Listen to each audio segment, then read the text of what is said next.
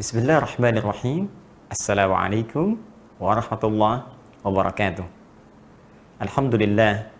Wassalatu wassalamu ala rasulillah wa ala alihi wa sahbihi wa man walah wa ba'du. Saudara-saudariku dimanapun Anda berada, Alhamdulillah berjumpa kembali dalam program Aku Suka di hari ke-14 di bulan Ramadan tahun 1441 Hijrah. Tentunya kita selalu bermohon kepada Allah Subhanahu wa Ta'ala, semoga seluruh ibadah yang telah kita tunaikan di siang Ramadan tahun ini, dari hari pertama sampai dengan saat ini setidaknya, diterima oleh Allah Subhanahu wa Ta'ala. Semoga dosa kita diampuni oleh Allah Subhanahu wa Ta'ala. Semoga seluruh salat kita dikhusyukkan oleh Allah Subhanahu wa Ta'ala, diterima amalannya, dan juga qiraah, tilawah, serta hafalan Quran kita, juga amal-amal yang lainnya. Namun demikian, di edisi yang ke-14 ini ada satu tema spesial yang akan kita kaji terkait dengan isu yang luas berkembang sampai juga kepada kami dan menghadirkan banyak pertanyaan, diskusi, serta mencoba untuk menghadirkan solusi dalam turunan penjelasan Al-Quran dan Sunnah Rasulullah SAW, khususnya terkait dengan penanggalan 15 Ramadan esok hari yang jatuh pada hari Jumat. Isu yang berkembang telah coba saya tuangkan dalam tulisan kajian spesial edisi Aku Suka saat ini, yaitu tentang isu dukhan dan benturan asteroid yang banyak berkembang di masyarakat, diwacanakan terjadi hari Jumat 15 Ramadan, pertengahan Ramadan 1441 Hijrah, atau bertepatan dengan 8 Mei tahun 2020 Masehi. Seperti apa sesungguhnya paparan dalam Al-Quran dan Sunnah Nabi SAW menjawab terkait isu dimaksud? Ini yang coba kita akan jelaskan dalam kajian kita spesial di hari ini. Sebelum kita masuk pada kajian dan isu dimaksud tentang benturan asteroid dan juga dukhan, kita ingin turunkan dulu satu kaidah dasar terkait dengan landasan pengetahuan dalam Al-Quran dan hadis-hadis Nabi SAW. Patut dicatat dan tolong garis bawahi, sumber pedoman kita, baik dalam beragama, dalam turunan semua konteksnya, apakah ibadah atau muamalahkah, atau semua disiplin kehidupan bahkan yang kita lalui di muka bumi ini, itu selalu didasarkan dalam nilai-nilai pengetahuan yang sangat ketat. Bahkan dalam konteks ini, Al-Quran memberikan satu uraian yang sangat terperinci dan tegas sifatnya. Ya, kita beri contoh misalnya, dan saya tegaskan sebelum masuk ke sini bahwa Anda hanya akan temukan aturan ini dalam Al-Quran. Anda hanya akan temukan detil ini dalam hadis. Dan saya bisa katakan, Islam agama yang ketat dalam menilai sesuatu berbasis pengetahuan. Karena itu, orang Islam, jika kita mengaku Muslim, kita harus mengikuti tuntunan Islam. Sumber keislaman kita dalam Al-Quran dan hadis. Sekarang bagaimana Al-Quran memberikan paparan dasar ilmiah, yang memberikan kaidah pengetahuan yang sangat selektif. Kita lihat pertama Quran surah ke-17 Al-Isra ayat 36.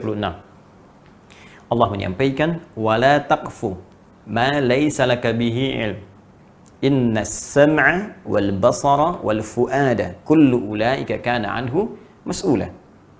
Baik, kata Allah, wala taqfu ma laysa laka bihi ilm. Jangan sekali-kali, la-nya sifatnya larangan, hati-hati ya. Hati-hati. Jangan sekali-kali engkau mengikuti sesuatu. Baik, apakah sifatnya ajakan atau mengikuti sebuah berita, atau mengikuti satu informasi, ya, atau mengikuti satu himbauan, ma laisa laka bihi ilm, yang kau tak punya dasar pengetahuannya, belum ada ilmunya, belum jelas kebenarannya, belum jelas informasinya.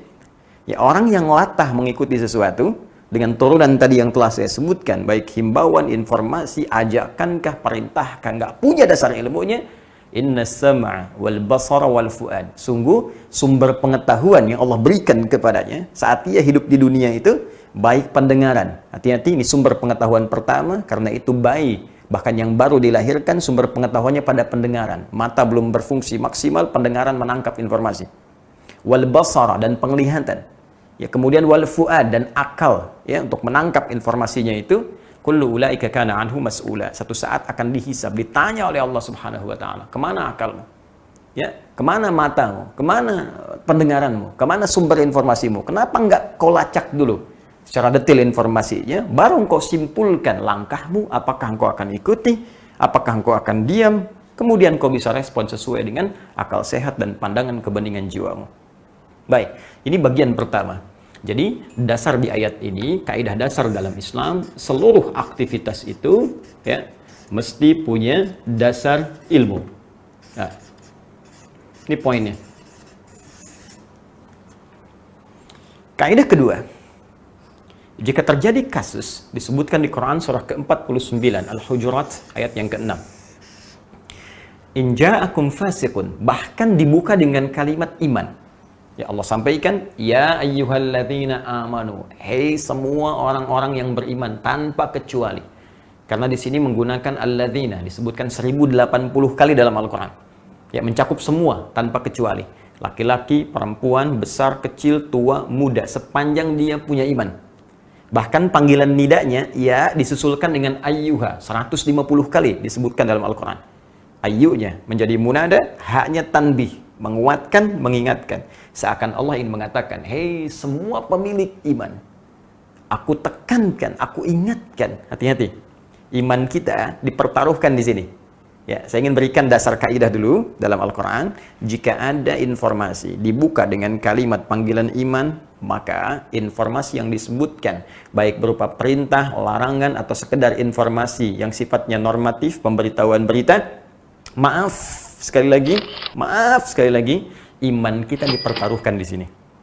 Ya, contoh, kalimat iman pertama dalam Al-Quran Al-Baqarah ayat 3. Alladzina yu'minuna bil ghaib, iman, wa yuqimunas shalah, beritanya tentang salat. Artinya apa? Ketika Allah menyampaikan perintah menunaikan salat, diawali dengan kalimat iman, maka penunaian salat ini menjadi indikator tingkat keimanan kita. Ukuran keimanan kita, dipertaruhkan imannya. Orang yang semangat sholatnya, jangankan fardu, sunnah dikejar, maka ini menunjukkan kuat imannya. Orang yang hanya mencukupkan fardu saja, sunnah nggak pernah diikuti, ini menunjukkan standar imannya. Orang yang abai walaupun hanya dengan yang fardu saja, ini menunjukkan imannya bermasalah. Nah, sekarang ayat ke-6 di surah 49 terkait dengan dasar ilmu dibuka dengan kalimat iman, maka berlaku hukum yang sama yang tadi saya sebutkan. Iman kita di sini dipertaruhkan. Ya ayyuhalladzina amanu, hai semua orang yang beriman. Hati-hati. Ya, in ja'akum fasiqum binaba'in fatabayyanu. Jika satu masa datang berita kepadamu, bukan sekedar berita, naba, berita yang menggoncang. Ya, berita yang membuat kita penasaran. Berita yang bisa bikin kita khawatir. Berita yang bisa bikin kita kefikiran, itu naba namanya. Ya, ada surah An-Naba, ya, karena mengandung berita yang sangat besar di dalamnya dari Allah Subhanahu wa taala. Orang yang membawa berita besar, ya, itu disebut nabi kalau bersumber beritanya dari Allah Subhanahu wa taala untuk pribadinya. Jika disampaikan pada umat disebut dengan rasul. Kata Allah, jika ada orang bawa berita membuat kita kefikiran, ya, bahkan membuat kita khawatir, membuat sebagian orang heboh, tapi berita itu nggak jelas, ya. In ja'akum fasiqun binaba'in fatabayyanu. Kamu jangan langsung respon dulu, jangan simpulkan dulu, cek dulu kebenarannya. Maka di sini Islam mengenal tradisi validitas. Tradisi check and recheck, ya, dicek. Divalidasi dulu. Ya, dan ini yang diturunkan oleh para ulama kita. Ya, bahkan dari situ nanti muncul turunan ilmu hadis. Itu yang paling ketat. Allahu Akbar. Kalau Anda perhatikan, dari semua disiplin ilmu, turunan yang paling ketat, maka sumber keislaman sangat luar biasa. Silahkan cek. Keterangan Nabi saya dilacak tuh. Ya, mungkin kata-katanya terlihat indah, benar. Belum tentu hadisnya benar. Lihat orang-orangnya, tersambung nggak ke Nabi. Maka muncul ilmu sanad di sini. Ya, setelah sanadnya diketahui, coba lihat orang-orangnya. Apakah orangnya orang benar, orang bermasalah, orang suka bikin cerita. Maka hadis pun bisa punya kualifikasi. Ada hadis sahih. Ya, kemudian ada hadis dhaif, dhaifnya dibagi lagi, naik lagi ke atas, nanti pertengahannya ada hasan, ada sahih li ghairihi, kalau menyatu sesama hasan. Tingkatannya muncul. Untuk apa? Untuk mengimplementasikan turunan dari perintah Al-Quran. Cek Sehingga semua informasi yang sampai dari sudut pandang agama itu validitasnya bisa dipertanggungjawabkan. Ya, Al-Quran jelas sumbernya, hadis jelas sumbernya. Untuk menerjemahkan itu semua dalam kehidupan, dalam konteks aktivitas kita, maka terjemahkan dan praktekkan apa yang Al-Quran perintahkan. Cek. Kemudian bagaimana cara mengeceknya? Ya, diturunkan kemudian oleh Allah firman-Nya surah ke-16. Ya, surah An-Nahl. Ya. An-Nahl ayat yang ke-43. Ya, paling kiri sebelah atas di mushaf, halaman 272. Ya, baris 1 sampai dengan baris ke-2. Langsung saja ke intinya, kata Allah, fas'alu ahladzikri in kuntum la ta'lamun. Ya, jika Anda punya persoalan, jika Anda punya permasalahan, jika Anda ingin mencari informasi, fas'alu menggunakan fa harfu atfin. Ya, rabitin baina syai'aini bila hudud. Huruf penyambung di antara dua peristiwa, cepat tanpa jeda. Cepat, kata Allah. Kalau bisa jangan ada jeda. Cepat, jangan respon dulu. Ya, cepat, jangan ambil tindakan dulu. Cepat apa? Cepat tanyakan ahla dzikri pada orang yang ingat. Zikrun itu, ya, nanti maknanya luas. Bisa berarti semua aktivitas yang mengingatkan kita kepada Allah. Turunannya banyak. Ya, ada zikir dalam bentuk lafzi, subhanallah, alhamdulillah, Allahu akbar yang kita bacakan ba'da shalah. Itu dalilnya Quran surah ke-4 An-Nisa ayat 103. Ada doa disebut zikir, Quran surah ke-7 ayat 205. Ya, salat disebut zikir, Quran surah ke-20 ayat ke-14. Ya, ada lagi teman-teman sekalian, Quran. Baca Quran disebut zikir, Quran surah ke-15 ayat 9. Menghafal Al-Quran disebut zikir, Quran surah ke-54 ayat 17, 22, 32, 40. Tapi jangan lupa, pengetahuan pun disebut dengan zikir. Bukankah di Quran surah ketiga Ali Imran ayat 190 sampai 191, orang yang mengamati bintang ke bintang, astronom, orang yang mengamati segala yang ada di bumi, geolog dan turunannya. Ya, inna fi khalqis samawati wal ardi wa ikhtilafil laili wan nahari la ayatin li ulil albab. Ulul albab itu ahli ilmu yang mengamati segala kejadian di langit, yang mengamati kejadian di bumi, pertukaran siang dan malam, pengetahuan. Ya, siapa mereka? Alladzina yadhkurunallaha qiyaman wa qu'udan wa 'ala junubihim. Orang-orang yang zikir. Jadi zikir pun diartikan dengan ilmu. Ya. Jadi kalau kita kemudian, kata Al-Qur'an, mendapat sebuah informasi yang meragukan, ada sebuah isu, ada keterangan apapun yang mengkhawatirkan atau ingin kita respon dan belum tahu informasinya, maka cari orang yang tahu ilmunya. Secara ringkas, pakarnya. Nih, kembalikan ke pakarnya, tanyakan. Ini dia. Makanya digunakan kalimat ahlun. Ahlun itu menunjuk pakar. Ya. Misal saya katakan misalnya ahlul hadis, pakar di bidang hadis. Ya. Ahlul fiqih, pakar di bidang fiqih. Orangnya disebut dengan faqih.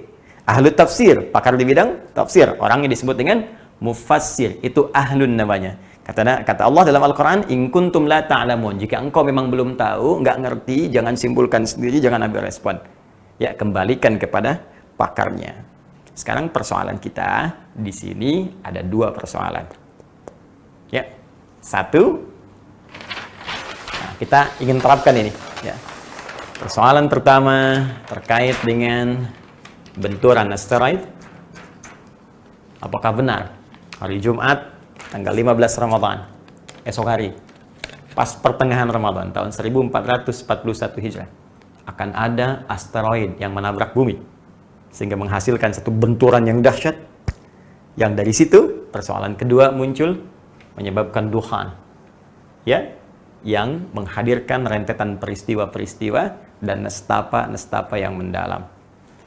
Dari dua unsur ini kita akan cek terkait dengan apakah benar informasi asteroid akan datang dan menabrak bumi esok hari. Maka untuk mengecek ini, kita kembalikan kepada kaidah Al-Quran, tanyakan kepada pakar di bidangnya, ilmu yang terkait dengan asteroid, ilmu yang terkait dengan benda-benda langit. Maka ini, mohon maaf sekali lagi, bukan objek kajian dari para ustadz, yang apalagi spesifik pembahasannya hukum-hukum turunan fikih ibadah saja, atau fikih muamalah saja, tapi kita mesti cross check ini informasinya dengan menurunkan pada golongan orang-orang yang memang spesifik mempelajari bidang astronomi. Baik, kita harus lihat di bidang kajian nanti astronomi, cabangnya nanti ada planetologi atau ilmu yang terkait dengan planet atau ilmu keplanetan. Ya, objek bahasan dari sini diantaranya asteroid, ya, atau disebut dengan planetoid atau planet minor, ya istilahnya. Lembaganya kita cek, karena bukan Ustadz Adi Hidayat, bukan UAH yang berwenang di sini. Ya, kita harus cek memang yang pakar, astronom-astronom yang mengkaji persoalan ini. Maka kita punya lembaga otoritatif, LAPAN misalnya, ya, Lembaga Penerbangan dan Antariksa Nasional. Ya, ada Observatorium Bosca di Bandung, ya. Ada NASA di Amerika dengan bidang khususnya misalnya Xenios, ya. Nah, ini kita coba gali karena saya bukan bidangnya di sini dan ini lembaga otoritatifnya. Sekarang coba kita biasakan buka informasi yang disampaikan oleh LAPAN seperti apa. Demikian Bosca, demikian juga dengan NASA dengan bidang spesifiknya yang membahas tentang persoalan-persoalan antariksa, khususnya benda-benda langit yang terkait erat dengan pendekatannya ke bumi. Yuk, pelan-pelan kita simak informasi dari lembaga-lembaga ini, karena saya khawatir begini, jangan-jangan mereka aja tenang-tenang saja gitu. Mereka yang tahu tentang, mohon maaf, tentang planet-planet, tentang antariksa, mereka santai-santai aja. Jadi sebagai bahan pengetahuan diinfokan, kok kita yang kurang pengetahuan di bidang, yang bukan pakar jadi heboh gitu. Ya, mari kita lihat dulu ya, bismillah, pelan-pelan. Ya, mohon izin supaya kita belajar bersama. Ini saya telah turunkan keterangannya berdasarkan sumber baik dari LAPAN ataupun juga dari NASA. Saya telah turunkan ini data-datanya dan nanti kita coba turunkan bersama. Ya. Asteroid yang diduga besok itu akan mengarah mendekat ke bumi. Ya, ini bahasa yang mungkin paling enak untuk bisa didengar. Mengarah mendekat ke bumi. Ya, jadi bukan konteksnya membentur gitu ya. Membentur apalagi menabrak ya. Nah, ini disebutkan oleh para ahli di LAPAN, Bosca juga NASA. Ini asteroid 2016 HP6 ya. Ya, 2016 HP6 HP6. Ini namanya. Jadi nanti ada banyak asteroid yang diidentifikasi yang bahkan dari sejarah ke belakang pernah juga diurutkan dan untuk memudahkan diberi nama ya.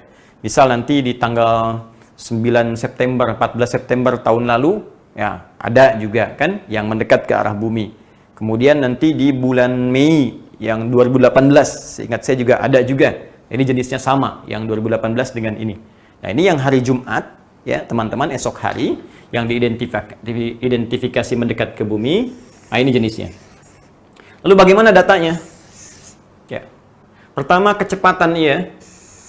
Itu 5,72 km per detik per second. Ya, per second. Jadi 5,72 km per second. Ya. Baik, pelan-pelan. Yang kedua, waktu ia mendekati bumi, waktu universalnya, ya, universal time-nya, UT, itu ada pada hari Kamis, hari ini.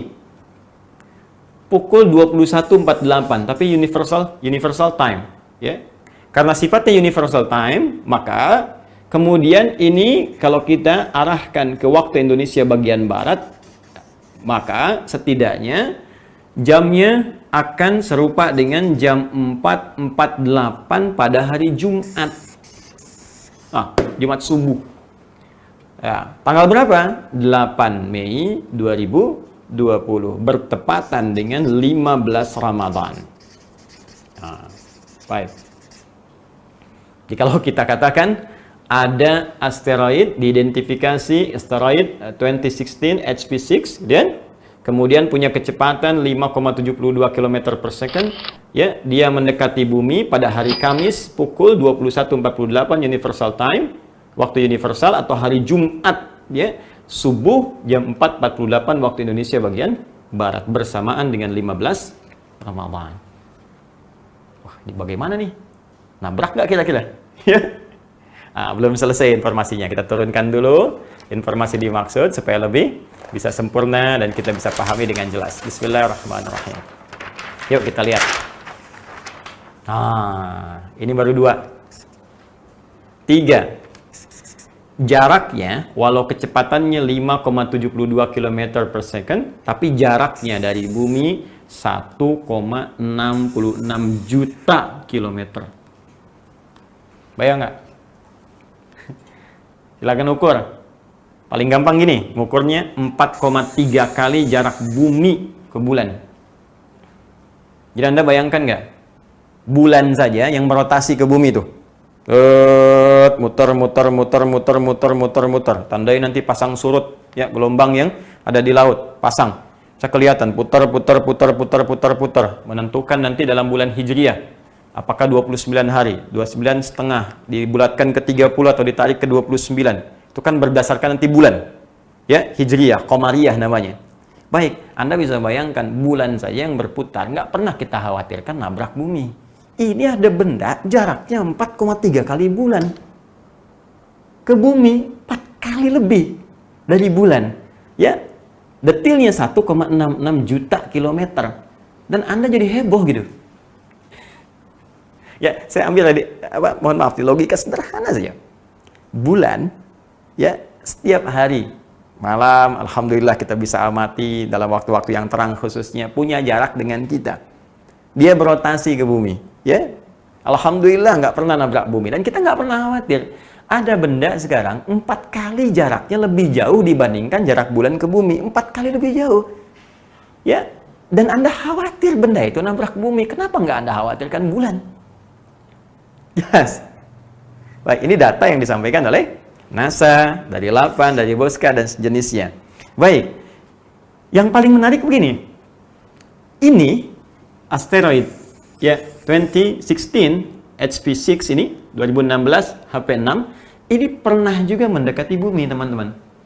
Yang tadi saya sebutkan, 13 Mei ini, bulan Mei, 13 Mei 2018, tepat teman-teman 2 tahun yang lalu. Jadi sekarang sebetulnya fase dia yang kedua. Ya, mau masuk ke kita itu mendekati ke arah bumi, fase yang kedua. 2 tahun setelah periode 13 Mei. Ya, 2018, sekarang tepat 8 Mei 2020 mau mendekat. Cuma yang paling menarik, waktu 13 Mei itu jaraknya 831.000. 831.000 tepatnya 672 kilometer. Saya mau tanya pada Anda, kenapa yang waktu Mei 800.000 sekian Anda tidak khawatir? Sekarang ketika jaraknya makin jauh, 1 juta sekian, kenapa pada heboh mau kiamat?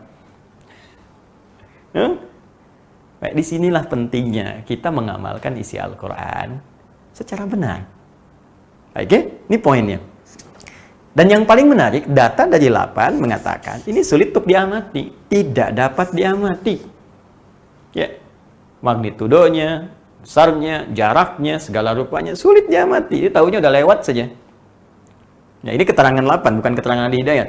Ya, ini keterangan LAPAN, Boska, kemudian juga dari NASA. Bahkan, nah ini nih, tidak berbahaya.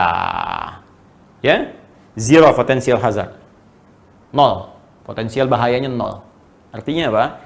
Jadi dari lembaga yang otoritatif, baik NASA, kan? Kemudian juga ada LAPAN, ada Boska, dan tentunya juga di Eropa punya, negara-negara lain juga punya. Yang paling menarik, mereka tidak pernah menyimpulkan bahwa benda itu, asteroid 2016 HP6 itu akan membentur dengan bumi. Ini analisis lembaga otoritatif. Karena itu saya tidak melihat satu gejolak di media misalnya, ya, baik sifatnya online ataupun yang lain, yang berisi media-media yang otoritatif untuk mengabarkan berita. Saya tidak melihat di Amerika ada heboh misalnya, di Eropa ada heboh, atau tetangga-tetangga kita ada heboh. Kan orang Islam itu bukan di Indonesia saja, di Arab banyak orang Islam. Saya sebelum membahas ini, saya coba klik dengan bahasa Arab, ya, ad-dukhan, ya, saya katakan ad-dukhan fi muntasaf Ramadan, ya, dukhan di pertengahan Ramadan, ya, tahun 2020 Masehinya 1441 Hijriahnya. Nggak ada berita, yang keluar malah hukum rokok. Bagaimana hukum rokok? Dukhan kan dalam bahasa Arab juga asap rokok, ya. Di tadkhin tuh merokok, dukhan tuh rokok. maka yang keluar malah hukum rokok. Jadi Anda bayangkan gitu, yang orang Arab santai-santai aja. Ya, yang di Eropa santai-santai, di Amerika santai. Kenapa di Indonesia jadi pada sibuk? Nah, ini saya ingin kembalikan kepada aspek ilmiahnya dulu. Jadi kalau ada kekhawatiran bahwa rangkaian akan ada tabrakan, akan ada ini, akan ada itu, saya kira itu satu reaksi yang berlebihan, ya, dan menurut saya hal demikian ada baiknya untuk kita koreksi kembali, sehingga dengan itu lebih menjadikan kita umat yang berilmiah, umat yang berilmu, dan ilmunya disandarkan pada keterangan Al-Quran dan Sunnah Rasulullah SAW. Ini bagian yang pertama. Jadi kita mendudukan sesuatu sesuai dengan akurasi informasinya. Di sini pun saya mengatakan saya bukan pakar di bidang astronomi, karena itu saya merujuk keterangan para astronom dari lembaga-lembaga yang terpercaya atau otoritatif. Nah, tinggal persoalan yang kedua. Kita lihat, kembalikan ke awal, mohon maaf, bismillah. Ini saya pakai flip chart ya untuk hari ini supaya memudahkan dibolak-baliknya. Dukhan. Ya. Allahu Akbar. Teman-teman, apa itu dukhan? Apa kaitannya dengan 15 Ramadan? Ya kan? Kemudian, apa dampak-dampaknya? Dan lebih penting, dari mana sumbernya? Itu yang paling utama. Nah, maka dalam konteks ini, saya ingin coba batasi dulu. Dukhan memang benar dimasukkan pada satu di antara 10 tanda-tanda yang sangat spesifik tentang akan mendekatnya atau terjadinya kiamat. Bahkan jelas turun surahnya langsung, Allah berikan keterangan surah Ad-Dukhan. Ya, fartaqib yawma ta'tis sama'u bidukhanim mubin. Ya, berhati-hati, semakin mendekat nih. Ya, khususnya nanti pada saat langit mulai mendatangkan satu asap, dukhan, asap yang nyata. Ya, dan banyak tafsiran di situ. Ya, bahkan Imam Al-Qurtubi memberikan 3 tafsiran utama. Ya, beliau mengutip keterangan para sahabat, ada yang mengatakan ini dukhan pertanda kiamat akan tiba. Ada tafsiran-tafsiran lain, ada tafsiran-tafsiran berbeda, tapi umumnya kebanyakan sepakat itu adalah asap tanda kiamat, yang asap ini bukan asap yang dihasilkan dari satu fenomena-fenomena di bumi. Ya, tapi memang spesifik turun dari langit.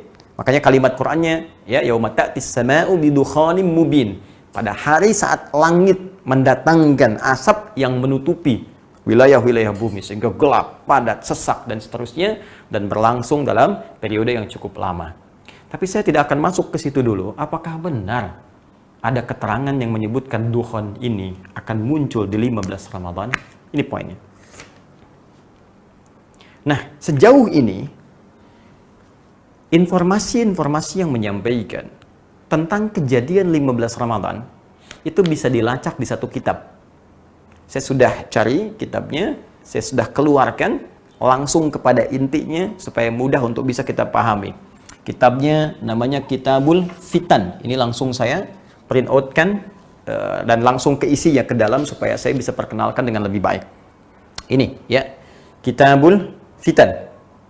Karya Syekh Al-Hafidh Abu Abdullah Nu'aim bin Hammad Al-Marwazi. Ya, jadi Syekh Al-Hafidh Abu Abdullah Nu'aim bin Hammad Al-Marwazi. Ini saya sudah keluarkan dengan tahqiqnya langsung.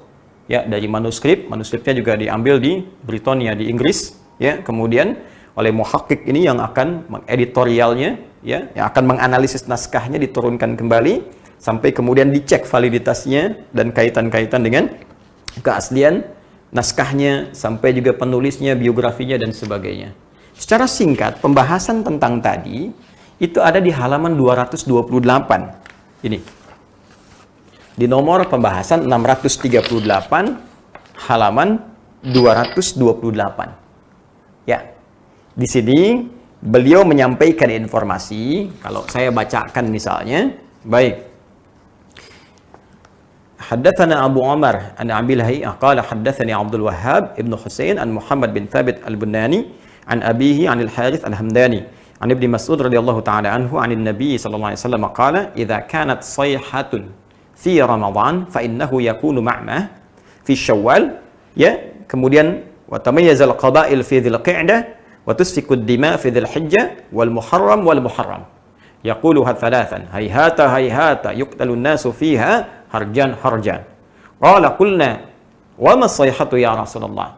Baik, secara singkat Nabi mengatakan jika nanti terjadi pekik suara yang kencang ya di bulan Ramadan yang menyebabkan banyak turunan-turunan peristiwa, ya akan terjadi kerusuhan, akan terjadi banyak perpecahan, ya di suku-suku, akan terjadi pembunuhan, akan terjadi macam-macam, kan? Maka bertanya para sahabat, pekik suara apa itu ya Rasulullah? Ya, apa yang terjadi? Qala hadhihi fin nisfi min Ramadan lailata jumu'atin. Ini terjadinya suara ini di bulan Ramadan, di malam Jumat, pertengahan Ramadan. Finis di Ramadan, pertengahan Ramadan, di malam Jumat.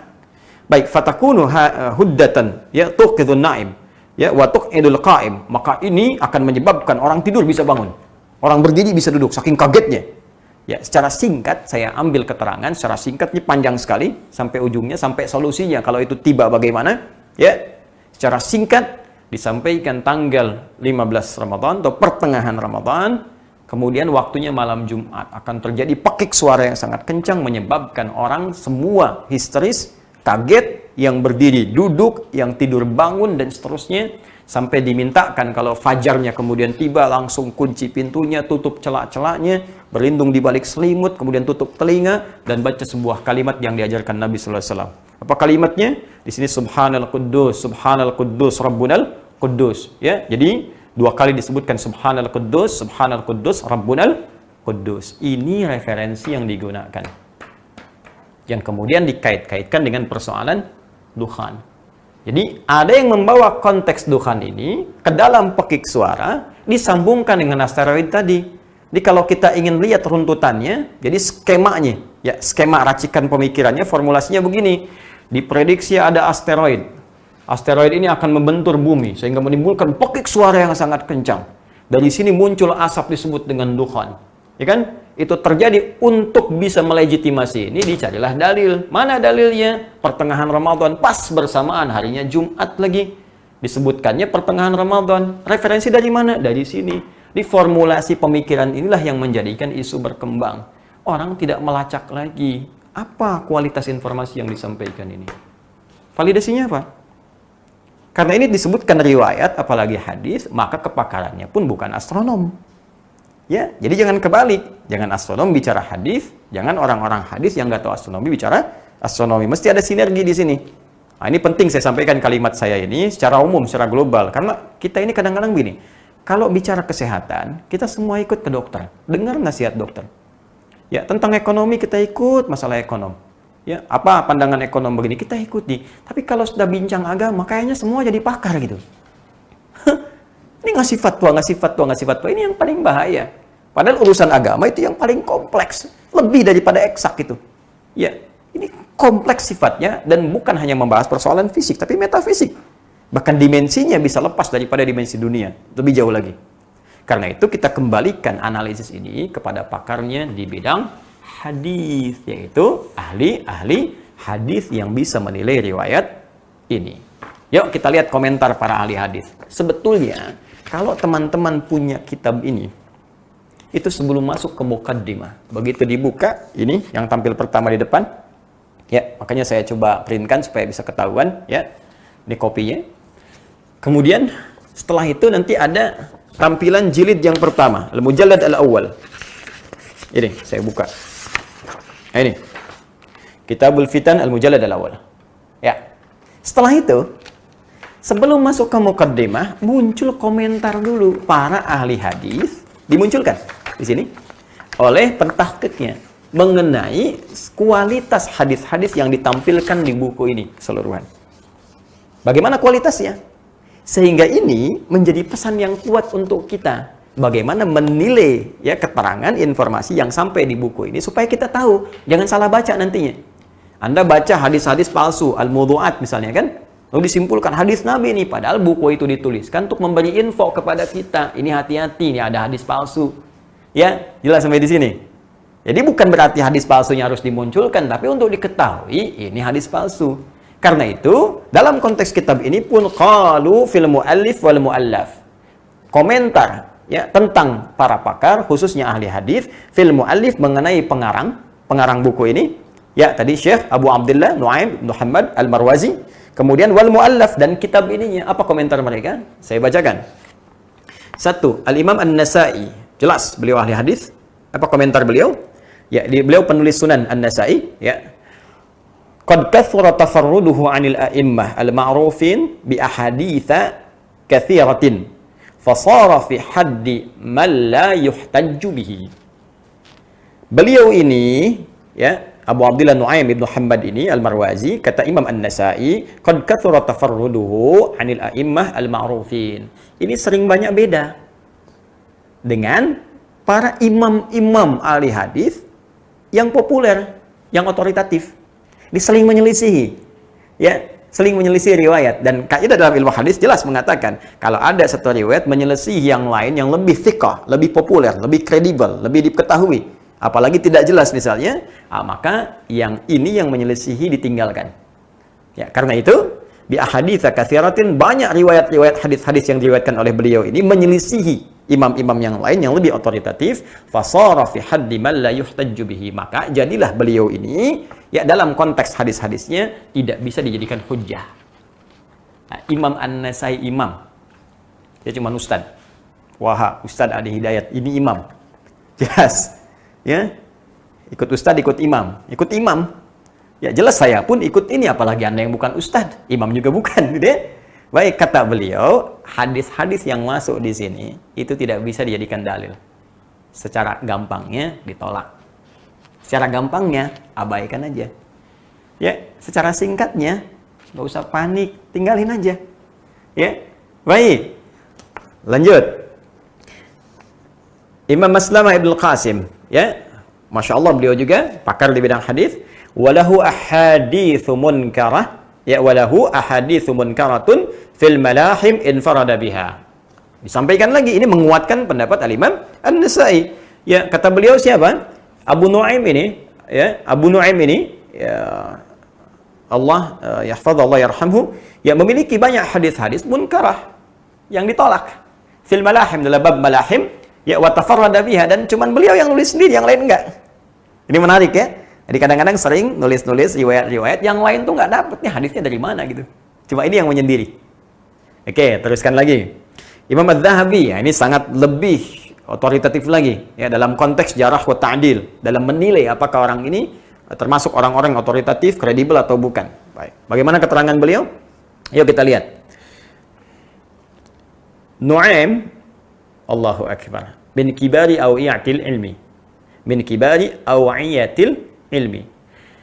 Nu'aim ini bin Hamad Al-Marwazi ini, ya, hafizahullah, beliau ini termasuk orang yang ahli ilmu. Objektif penilaiannya. Lakinnahu, tapi la tarkanun nafsu ila riwayatihi. Kemudian yang paling menarik, wala yajuzu li ahadin an yuhtajja bihi. Ya. Allahu Akbar. Wala yajuzu li ahadin, ya, an yahtajja bihi. Cuman sayang, saya nih nggak bisa condong untuk ngambil riwayatnya. Bahasanya halus, ya. Jadi nggak langsung mencela, nggak, oh ini bid'ah nih, ini pelaku gini. Tuh, coba lihat adabnya para imam. Ya, adabnya imam. Bid'ah nih, ini, wah ini ahli ngarang-ngarang. Tidak. Lembut kalimatnya. Beliau itu ahli ilmu, banyak ilmunya. Cuman hati ini kayaknya nggak condong riwayatnya. Dan bagi teman-teman yang akan mengambil hadisnya, ya, saya nggak merekomendasikan, kata beliau. Tuh bahasanya. Ya, oke.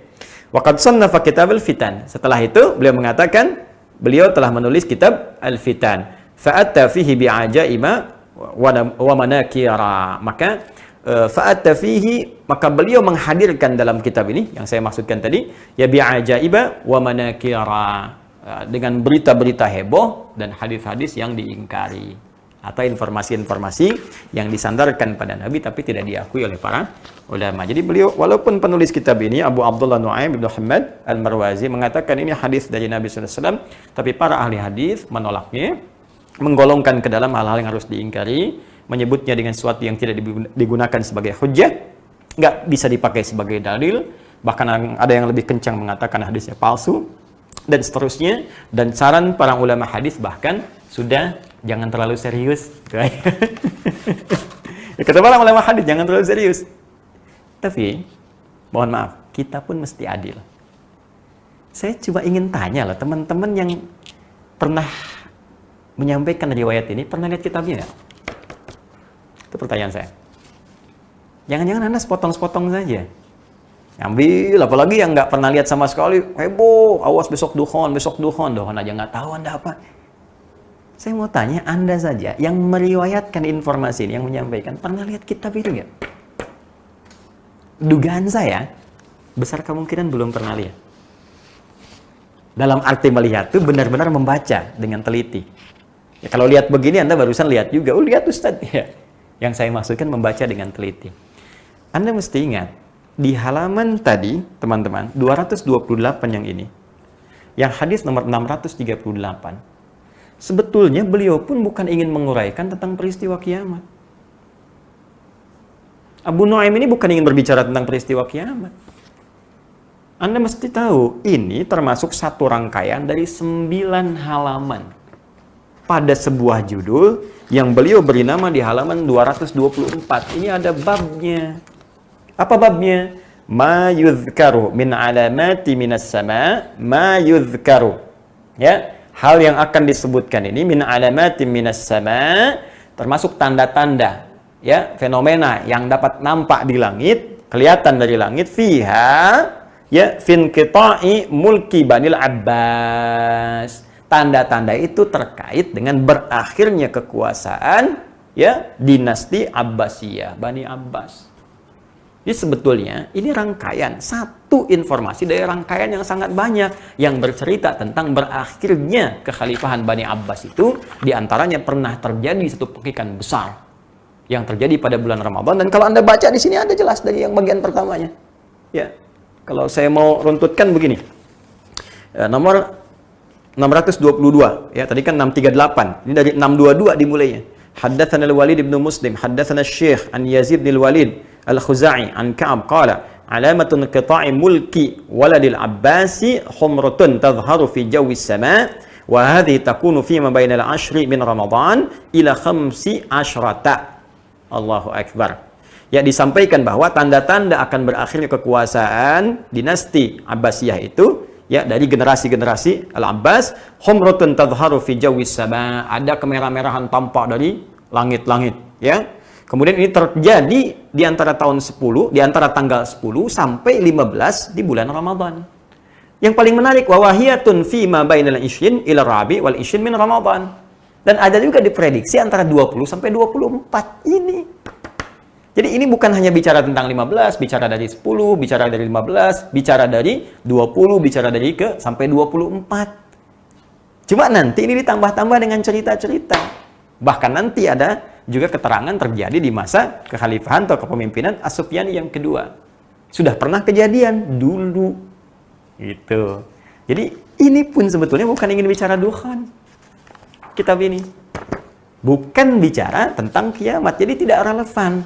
Kalau Anda mengaitkan 3 persoalan tadi, ya mohon maaf, ayat Quran tentang dukhan dibawa ke peristiwa 15 Ramadan karena buku ini, ya. Kemudian dalilnya dibenturkan dengan akan adanya benturan asteroid dari informasi 8. Sekarang saya buktikan sendiri, kita cek bersama, buku yang dijadikan sandaran bukan bercerita tentang itu. Kalau ingin diambil hadisnya, kata para ahli hadis tidak valid. Jadi sudah banyak nih persoalannya. Ya, Syekh Abu Nuaim bukan berbicara tentang dukhan, 15 Ramadannya persoalan tentang berakhirnya kekhalifahan, ya, Abbasiyah. Kemudian juga yang kedua, riwayat hadis yang diambil di sini tidak valid. Para ulama mengatakan jangan terlalu serius, gak usah diambil. Kemudian informasi dari 8, dari NASA, dari Boska mengatakan nggak ada benturan itu, dalam arti benda yang disebutkan itu, asteroid 2016 HP6 itu sangat jauh jaraknya. Nah, jadi sekarang apa yang menyebabkan kita panik? Jangan-jangan bukan persoalan kiamatnya. Jangan-jangan persoalan amal kita. Ini masalah. Kalau orang-orang yang panik dengan satu kejadian besar, ini menandakan ada persoalan iman dalam jiwanya. Sebab kalau orang merasa amalnya baik, sholatnya baik, cukup dia beramal. Dia nggak akan khawatir. Kita sibuk dengan kapan kiamat, takut begini, takut begitu. Allah sudah menjawab kok. Jelas disampaikan di Quran surah 33 Al-Ahzab itu, ayat 63. Ya, yas'alunaka 'anis sa'ah. Qul innama 'ilmuha 'indallah. Ya, wa ma yudrika la'alla as-sa'ata takunu qariba. Dari dulu, teman-teman, bukan sekarang aja, dari dulu Allah menyampaikan pada Nabi Muhammad SAW. Mereka banyak bertanya kepadamu tentang kiamat. Kapan kiamat? Kapan gini? Kapan begitu? Apa jawaban Allah? Katakan aja dengan singkat pada mereka. Nggak usah pikir banyak tentang kiamat. Pengetahuan tentang itu hanya Allah yang tahu. Bahkan tegas disampaikan. Dalam Quran surah ke-34. Maaf, Quran surah 31. Dalam Quran surah 31 Luqman, ayat 34. Yang 34 ayatnya. Ayat terakhir di surat Luqman. Perhatikan. Innallaha indahu ilmus sa'ah. Hanya milik Allah pengetahuan tentang kapan terjadinya kiamat. Bahkan kalimatnya jelas disebutkan waktu. Ya, di Quran itu banyak. Kiamah, yaumul kiamah. Yaitu ada bahkan surahnya surah ke-75. Ya, la uqsimu biyaumil qiyamah, yaumuddin, yaumul akhir, tapi menunjuk pada waktu spesifik saat. Kalau sekarang saat itu jam. Ada menitnya, ada detiknya. Kata Allah sampai menitnya, detiknya cuman saya yang tahu, kata Allah. Ya, kita hanya diberikan berupa tanda-tanda dari yang kecil sampai dengan yang besar supaya waspada. Dan kiamat yang paling kecil itu adalah kematian kita. Wafat kita itu kiamat sughra. Sekarang kita sibuk bicara tentang yang besar-besar. Apa kita nggak sadar kita akan wafat? Apa belum cukup setiap Allah menandakan tanda-tanda di bulan baik? Demi Allah saya katakan. Demi Allah sekali lagi saya katakan. Setiap tiba bulan baik, entah dari Rajab kah, Sya'ban kah, terutama Ramadan, selalu ada saja orang baik yang wafat. Sesuai dengan ajalnya. Kalau wafat itu sudah ajal. Tapi yang paling menarik, kenapa Allah tampakkan di waktu-waktu yang baik? Ya, kemarin kita saksikan Guru Zuhdi. Ya, Insya Allah, Ramadan. Sebelumnya ada yang di Sya'ban. Sebelumnya ada yang di Rajab. Ya, sederhana. Mungkin kita berprasangka bahwa mereka amal sudah cukup. Dosanya semakin menipis. Ya, bahkan mungkin Allah menghapuskannya. Dan hisabnya ringan di hadapan Allah Subhanahu wa taala. Kita siapa? Kita siapa? Berapa ayat Quran sudah kita hafalkan sebagai bekal menuju Allah? Tahu dari mana salat kita selama ini diterima oleh Allah Subhanahu wa taala? Siapa yang bisa membebaskan diri dari riya ketika beramal dengan harta? Sudah yakin akan diterima. Anda sibuk berbicara tentang kiamat, tapi tak sadar bahwa kita sedang diburu oleh kematian yang boleh jadi lebih cepat datang dibanding apa yang kita pikirkan. Oleh karena itu, saya kira cukup selesai tentang persoalan ini. Dan saya juga menyarankan kepada kita semua, para ustadz, teman-teman, kiai dan sebagainya, ayo kita sama-sama bersinergi dengan baik, menghadirkan materi-materi yang bisa memberikan bekal-bekal positif bagi umat, yang setidaknya bisa meningkatkan keimanan, kedakwaan di hadapan Allah Subhanahu wa taala dengan cara yang benar. Adapun hal-hal semacam ini kita coba jauhi, ya, supaya tidak menghadirkan informasi yang keliru, kepanikan-kepanikan. Kita ingin bahas tidak ada masalah, tapi kita simpulkan dengan cara yang sesuai, cara yang benar, dengan paparan-paparan yang senafas dengan nilai-nilai Al-Quran dan Sunnah Rasulullah SAW. Dan kita hindarkan celaan-celaan. Kita jauhi makian-makian. Ini bukan waktunya, ini bukan ruangnya, ini bukan tempatnya. Yang kita harus lakukan, semua bersinergi untuk beramal soleh dan membangun nilai-nilai kebaikan. Saya kira ini yang dapat saya jelaskan, dan boleh jadi, dan sangat mungkin terjadi, ada banyak kesalahan dari apa yang telah saya ucapkan, saya sampaikan, dan sangat terbuka bagi diri saya untuk menerima masukan-masukan sehingga kita bisa mengoreksi bersama dan kembali kepada jalan-jalan kebaikan yang benar sesuai dengan apa yang dikehendaki oleh Allah Subhanahu wa taala, pencipta semua manusia kita tanpa kecuali. Semoga Allah merahmati kita. Semoga Allah memberikan keberkahan pada kita. Semoga Allah memberikan ridha kepada kita, dan semoga Allah memakmurkan negeri kita tercinta Indonesia dan memberikan nilai-nilai kebaikan dan mengangkat wabah COVID-19 atau corona yang sekarang tengah kita hadapi. Subhanakallahumma wa bihamdika asyhadu an la ilaha illa anta nastaghfiruka wa natubu ilaik. Allahumma ya rabbal alamin wa akhiru da'wana alhamdulillahi rabbil alamin. Assalamualaikum warahmatullahi wabarakatuh.